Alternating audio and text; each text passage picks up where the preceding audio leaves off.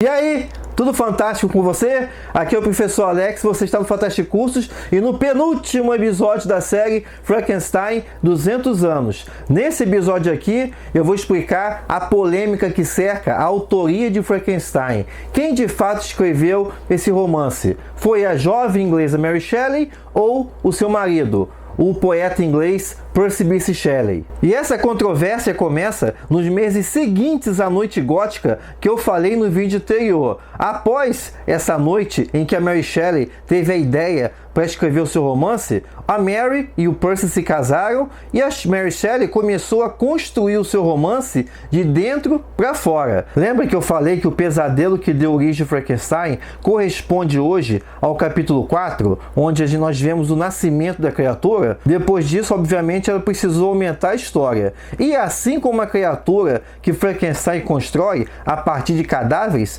a Mary Shelley foi construindo o seu romance a partir das suas leituras diversas de Paraíso Perdido, também de tratados filosóficos da época, como também A Visita ao Castelo Frankenstein, que eu já falei nos vídeos anteriores, seus fantasmas pessoais, o próprio discurso romântico do início do século XIX sobre a valorização do indivíduo e os tratados científicos, principalmente sobre o galvanismo. Esse processo de escrita do romance terminou em maio de 1817, ou seja, 11 meses depois da noite gótica lá do pesadelo, resultando em um rascunho de 72 mil palavras em que a Mary Shelley apresenta a história que está nas cartas do Capitão Walton e que são lidas pela sua irmã na Inglaterra. E nessas cartas nós conhecemos como o Capitão Walton descreve a sua trajetória rumo ao Polo Norte, em que ele arrisca a vida de sua tripulação por conta de sua obsessão em chegar ao extremo do planeta. E nesse processo ele encontra Victor Frankenstein, amargurado e exausto. E o cientista então narra a sua história ao Capitão Walton, que por sua vez relata em cartas o que ele está ouvindo para sua irmã. O nome do protagonista, Victor Frankenstein, Mary Shelley tirou do pseudônimo que o marido dela, o Percy Shelley, usava quando era mais jovem. E não apenas o nome de Victor, mas a própria personalidade do Percy Bysshe Shelley serviu de base para Mary Shelley construir a figura do seu protagonista, Victor Frankenstein. Isso quer dizer o quê? Que da mesma forma que o Lord Byron serviu de modelo, de matéria-prima, vamos dizer assim, para a figura do vampiro aristocrático e sedutor que surgiu no primeiro conto de vampiro, que tem o título O Vampiro, de 1819, do Polidori, também o Percy Shelley serviu de base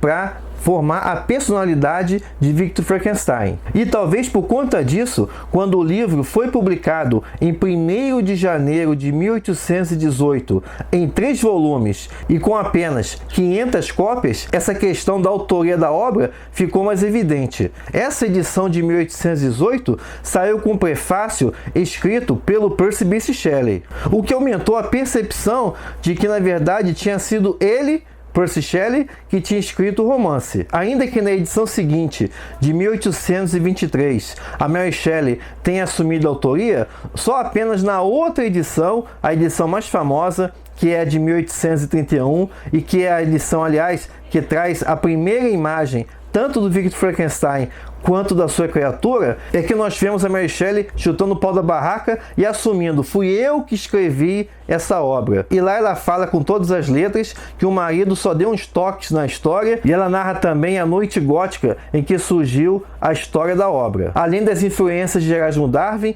e outros cientistas da época. E desde o seu primeiro lançamento, de 1818, o livro já recebeu críticas variadas, mas predominantemente um tom negativo, em que se dizia que o livro refletia muito bem o caráter da personalidade do Percy Bysshe Shelley. Até mesmo escritores famosos como Walter Scott, que foi o principal romancista desse período do romantismo, ele sinalizou que a obra refletia bem a loucura do Percy Shelley. E o que é legal de comentar é que apenas 5 anos depois que o seu romance foi publicado, a Mary Shelley conseguiu ver a sua obra começasse a ficar famosa. Isso aconteceu já em 1823 com a peça de teatro Presunção ou O Destino de Frankenstein. A Mary Shelley assistiu a uma das adaptações e ficou bem satisfeita com o resultado. Essa peça aí, inclusive, tinha uma propaganda escandalosa em que se dizia: não leve sua esposa, não leve seus filhos, não leve sua família,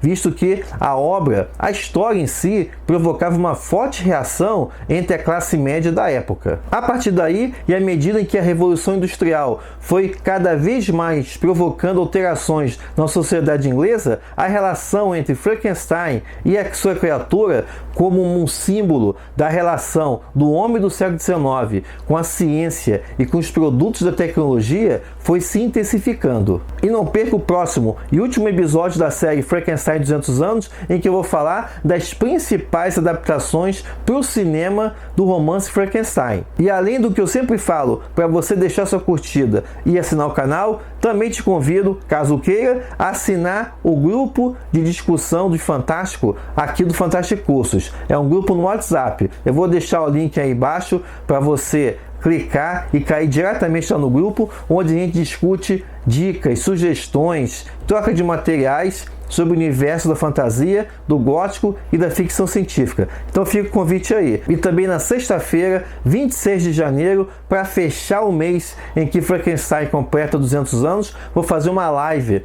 aqui no YouTube para a gente poder discutir, tirar alguma dúvida, alguma curiosidade que ficou aí dos 10 episódios da série. Beleza? Então, muito obrigado pela sua presença. Vejo você no próximo vídeo e até lá!